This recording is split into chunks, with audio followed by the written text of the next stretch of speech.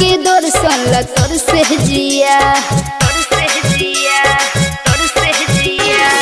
सावन महीना बायाइल पिया भोला के दर्शन ला तोर से जिया आ जल्दी पिया घर से निकली कि देव घर चली ना कन्हवा पिका वर धली कि देव घर चली ना।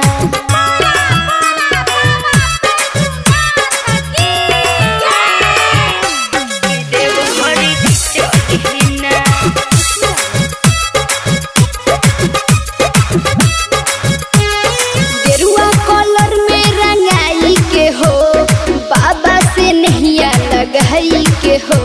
आ दोनों पारन सुल्तानगंज से गंगा के जलवा उठाई के हो गेरुआ कलर में रंगाई के हो बाबा से नहिया लगाई के हो आ दोनों पारन सुल्तानगंज से गंगा के जलवा उठाई के हो भक्ति भजन तनी कली देव घर चली ना कन्हवा पे कांवर धली कि देव घर चली ना।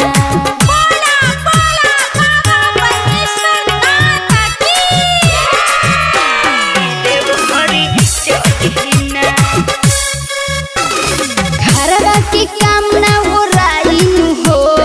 तब तक सावन बीत जाइन हो काहे न बुझे न बतिया बोलम आहवता हमरा रुहाइन हो घरवा के काम ना ओराइन हो तब तक सावन बीत जाइन हो काहे न बुझे न बतिया बोलम आहवता हमरा रुहाइन हो आवाज से अपना ना टली देव घर चली ना कन्हवा पे कांवर धली कि देव घर चली ना।